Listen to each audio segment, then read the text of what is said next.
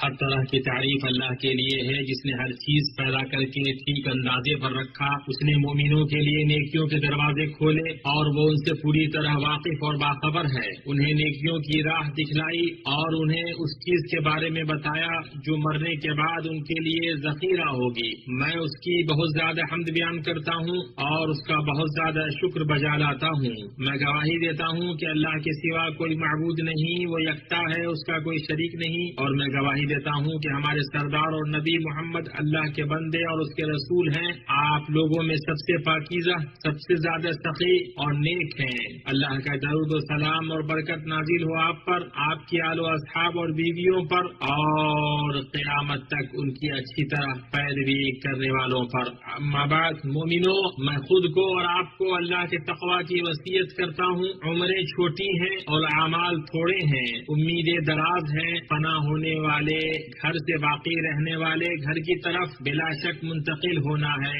اے ایمان والو، اللہ سے ڈرتے رہو اور ہر شخص دیکھ بھال لے کہ کل قیامت کے واسطے اس نے اعمال کا کیا ذخیرہ بھیجا ہے. اور ہر وقت اللہ سے ڈرتے رہو، اللہ تمہارے سب اعمال سے باخبر ہے. مسلمانوں، مال زندگی کا ستون ہے. وہ یا تو صاحب مال کے لیے نعمت ہوگا جس سے وہ اپنے رب کی اطاعت، معاملات زندگی کی تدبیر اور اللہ کے مباح کیے گئے دائروں میں اس سے لطف اندوز ہونے میں مدد لے گا، یا پھر وہ اس کے لیے وبال اور عذاب ہوگا. اور نعمتوں کی ناشکری، انعام دینے والے کا انکار، مال کے فتنے سے دھوکہ کھانا اور مال کو اللہ کی ناراضگی میں خرچ کرنا عذاب کا سب سے بڑا باعث ہے. آدمی کا مال وہ نہیں جو اس نے جمع کیا ہے کہ اس کے بعد اس کے ورثہ میں تقسیم ہو جائے، بلکہ انسان کا حقیقی مال وہ ہے جو اس نے ذخیرے کے طور پر اپنے خالق کے پاس اپنے لیے بھیج دیا ہے. صحیح بخاری میں ہے کہ نبی صلی اللہ علیہ وسلم نے فرمایا، تم میں سے کون ہے جسے اپنے مال کے بجائے اپنے وارث کا مال زیادہ محبوب ہو؟ صحابہ کرام نے کہا، اللہ کے رسول، ہم میں سے ہر ایک کو اپنا ہی مال محبوب ہے.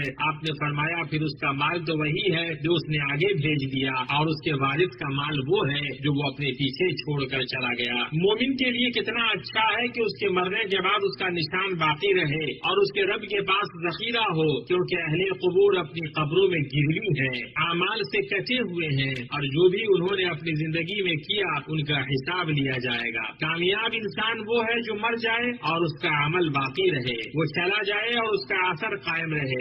جاری رہنے والا صدقہ منقطع ہو جانے والے سے بہتر ہے. اللہ تعالیٰ فرماتا ہے، بے شک ہم مردوں کو زندہ کریں گے اور ہم لکھتے جاتے ہیں وہ اعمال بھی جن کو لوگ آگے بھیجتے ہیں اور ان کے وہ اعمال بھی جن کو پیچھے چھوڑ جاتے ہیں، اور ہم نے ہر چیز کو ایک واضح کتاب میں ضبط کر رکھا ہے. اے اللہ کے بندو، آئیے نیک کاموں کی طرف سبقت کریں اور اس جنت کی طرف جس کا عرض آسمانوں اور زمین کے برابر ہے. وہ اعمال جن کا اثر باقی رہتا ہے اور لگاتار ان کا اجر و ثواب ملتا رہتا ہے، ان میں ایک وقف ہے.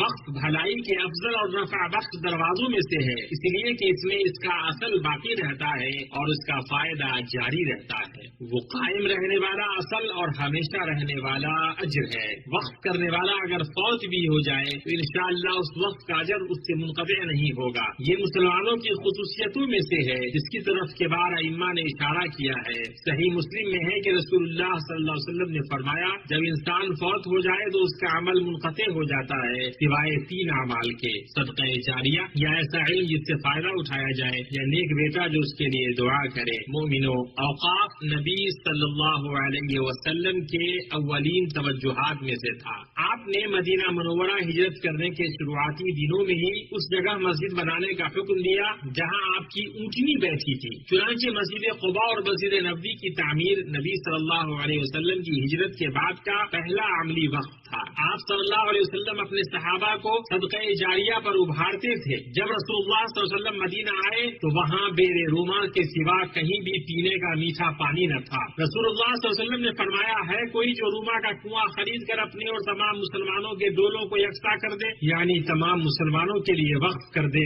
اس کی عوض اسے جنت میں اس سے بہتر ملے گا. تو حضرت عثمان نے اسے اپنے ذاتی مال سے خرید کر عام مسلمانوں کے لیے وقف کر دیا. صحابہ کرام رضی اللہ عنہم اپنے سب سے نفیس اور محبوب مال کو وقف کرنے کے حریص رہتے تھے. جب یہ آیت نازل ہوئی کہ تم نیکی ہرگز نہیں پا سکتے جب تک اس مال میں سے خرچ نہ کرو جو تم کو زیادہ پسندیدہ ہے، تو ابو طلحہ رضی اللہ عنہ رسول اللہ صلی اللہ علیہ وسلم کی خدمت خدمت میں حاضر ہوئے اور عرض کیا یا رسول اللہ، اللہ تبارک و تعالیٰ اپنی کتاب میں فرماتا ہے تم نیکی ہرگز نہیں پا سکتے جب تک اس مال میں سے خرچ نہ کرو جو تم کو زیادہ پسند ہے، اور میرے اموال میں سب سے پسند مجھے بیروحا ہے۔ بیروحا رسول اللہ صلی اللہ علیہ وسلم کی مسجد کے سامنے ایک باغ تھا، رسول اللہ صلی اللہ علیہ وسلم بھی اس میں تشریف لے جایا کرتے تھے، اس کے سائے میں بیٹھتے اور اس کا پانی پیتے۔ ابو طلحہ نے کہا کہ وہ اللہ اور اس کے رسول کے سپرد ہے، میں اس کے نیکی اور اللہ کے پاس ذخیرہ ہونے کی امید رکھتا ہوں، بس یا رسول اللہ جہاں اللہ آپ کو بتائے وہاں لگا دیجیے۔ رسول اللہ نے فرمایا بہت بہتر ابو طلحہ، یہ بڑا نفع بخش مال ہے، ہم تم سے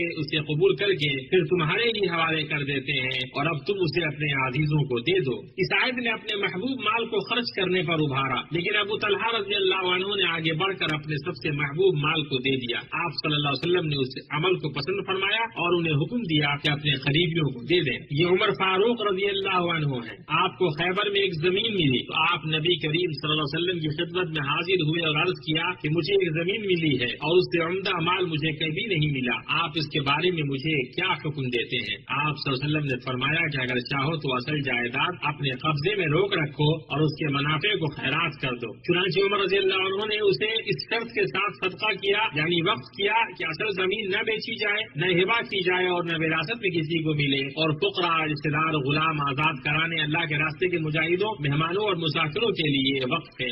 یہ حدیث وقف کے لیے مشعل راہ ہے، اس میں وقف کے احکام بیان ہوئے ہیں، اس کے مصارف کو متعین کیا گیا ہے، اس کے نظام کو راسخ کیا گیا ہے۔ اللہ کے وسیع فضل اور رحمت میں سے ہے کہ آدمی کا اپنے میت کی جانب سے وقف کرنا درست ہے، چنانچہ میت کے قبر میں ہونے کے باوجود اس کو اس کا اجر پہنچتا ہے۔ صحیح بخاری میں ابن عباس رضی اللہ عنہ سے مروی ہے کہ سعد بن عبادہ رضی اللہ عنہ کی ماں کا انتقال ہوا تو ان کی خدمت میں موجود نہیں تھے، انہوں نے آ کر رسول اللہ صلی اللہ علیہ وسلم سے پوچھا یا رسول اللہ، میری والدہ کا جب انتقال ہوا تو میں ان کی خدمت میں حاضر نہیں تھا، کیا اگر میں کوئی چیز صدقہ کروں تو اس سے انہیں فائدہ پہنچ سکتا ہے؟ آپ نے اس بات میں جواب دیا تو انہوں نے کہا کہ میں آپ کو گواہ بناتا ہوں کہ میرا مخراف نامی باغ ان کی طرف سے صدقہ ہے۔ سنن ابو داؤد میں ہے۔ سعد بن عبادہ رضی اللہ عنہ نے عرض کیا اللہ کے رسول، سعد یعنی میری ماں انتقال کر گئی ہیں تو کون سا صدقہ افضل ہے؟ آپ صلی اللہ علیہ وسلم نے فرمایا پانی۔ راوی کہتے ہیں چنانچہ سعد نے کنواں کھدوایا اور کہا یہ سعد کی طرف سے وقف ہے۔ نبی کریم صلی اللہ علیہ وسلم کے اصحاب میں سے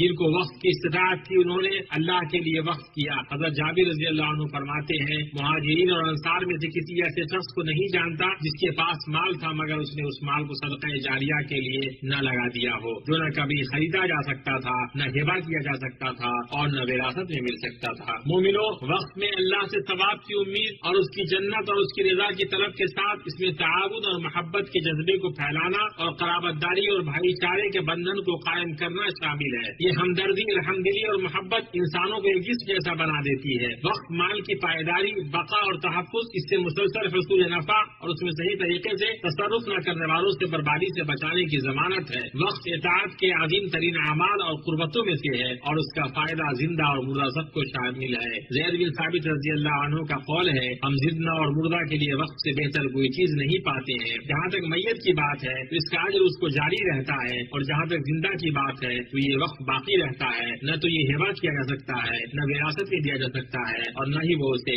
خرچ کر سکتا ہے۔ اے اللہ ہمیں نیک اعمال کی توفیق دے اور ہمارے لیے افضل طاعتوں کا کرنا اور وقت اور جھوکوں سے فائدہ اٹھانے کو آسان کر دے۔ ہماری موت کے وقت بہترین اور تیرے لیے خالص اور پسندیدہ عمل کی توفیق دے۔ اعوذ باللہ من الشیطان الرجیم۔ جب تک تم ان چیزوں میں سے جو تمہیں عزیز ہیں راہ خدا میں صرف نہ کرو گے کبھی نیکی حاصل نہ کر سکو گے، اور جو چیز تم صرف کرو گے اللہ اس کو جانتا ہے۔ اللہ تعالیٰ مجھے اور آپ کو قرآن و سنت میں برکت عطا فرمائے، مجھے اور آپ کو ان کی آیات اور حکمت سے فائدہ پہنچائے۔ میں کہہ رہا ہوں جو آپ سن رہے ہیں اور میں اللہ سے اپنے لیے اور آپ کے لیے ہر طرح کے گناہ اور خطا سے مغفرت طلب کرتا ہوں، آپ بھی اس کی مغفرت طلب کریں، بے شک وہ بہت بخشنے والا رحیم ہے۔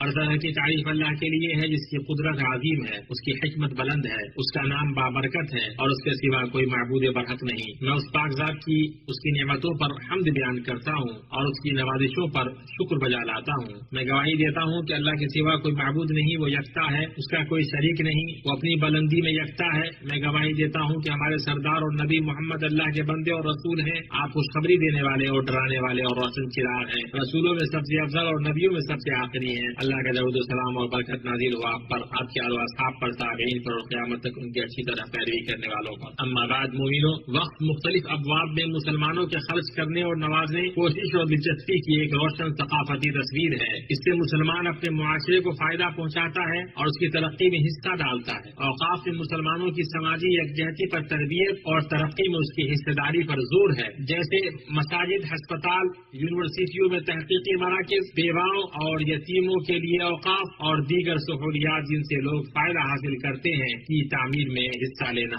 وقت مختلف خیراتی صورتوں اور معاشرے کے لیے متعدد فوائد پر محیط ہے۔ مبارک ملک مملکت سعودی عرب کے حکمراں اوقاف کی تعمیر، ان کی دیکھ بھال اور اصحاب خیر کے لیے ان کی راہیں آسان کرنے میں ضرب المثل ہے۔ ہم اللہ سے دعا گو ہیں کہ وہ اسے ان کے میزان حسنات میں شامل فرمائے اور ان کے اجر و ثواب کو کئی گنا بڑھائے۔ اے اللہ کے بندو، ہم رمضان المبارک کے مہینے کے قریب ہیں، جس میں نیک اعمال کا اجر کئی گنا بڑھ جاتا ہے، تو اپنے لیے نیکیوں کو آگے بھیجو، اللہ سے کمی کا خوف نہ رکھو۔ ہر آدمی کو اپنی استطاعت و طاقت کے مطابق کوشش کرنی چاہیے۔ قابل اعتماد اور تسلیم شدہ اداروں کے ذریعے ہی یہ کرنے کی آپ کوشش کریں، چاہے اوقاف میں حصہ لیں یا مستقل طور پر کریں۔ جو بھی وقت میں حصہ لے گا وہ وقت کرنے والا ہی شمار ہوگا، اس کے اجر میں کچھ بھی کمی باقی نہیں ہوگی، خواہ اس کا حصہ کم ہی کیوں نہ ہو۔ اللہ کریم کے نزدیک تھوڑا بھی زیادہ ہے۔ صحیحین میں ہے، رسول اللہ صلی اللہ علیہ وسلم نے فرمایا، جس نے حلال کمائی سے ایک کھجور کے برابر بھی خیرات کی اور اللہ تک حلال کمائی ہی کی خیرات پہنچتی ہے، تو اللہ اسے اپنے دائیں ہاتھ سے قبول کر لیتا ہے، اور خیرات کرنے والے کے لیے اسے اس طرح بڑھاتا رہتا ہے جیسے کوئی تم میں سے اپنے بچے کی پرورش کرتا ہے، یہاں تک کہ وہ پہاڑ برابر ہو جاتی ہے۔ یہ تمام چیزیں نبی صلی اللہ علیہ وسلم کے اس قول میں شامل ہے۔ مومن کو اس کے اعمال اور نیکیوں میں سے اس کے مرنے کے بعد جن چیزوں کا ثواب پہنچتا رہتا ہے وہ یہ ہے: علم جو اس نے سکھایا اور پھیلایا، نیک اور صالح اولاد جو چھوڑ گیا، وراثت میں قرآن مجید چھوڑ گیا، کوئی مسجد بنا گیا، یا مسافروں کے لیے کوئی مسافر خانہ بنوا دیا ہو، یا کوئی نہر جاری کر گیا، یا زندگی اور صحت و تندرستی کی حالت میں اپنے مال سے کوئی صدقہ نکالا ہو، تو اس کا ثواب اس کے مرنے کے بعد بھی اسے ملتا رہے گا۔ اس کو ابن ماجہ نے روایت کیا ہے۔ پھر جان لو مومنو، اللہ نے تمہیں ایک کریمانہ حکم دیا ہے جس کی ابتدا اس نے خود سے کی ہے۔ اللہ عز و جل کا فرمان ہے، اللہ تعالیٰ اس کے فرشتے اس نبی پر رحمت بھیجتے ہیں۔ اے ایمان والو، تم بھی ان پر درود بھیجو اور خوب سلام بھی بھیجتے رہا کرو۔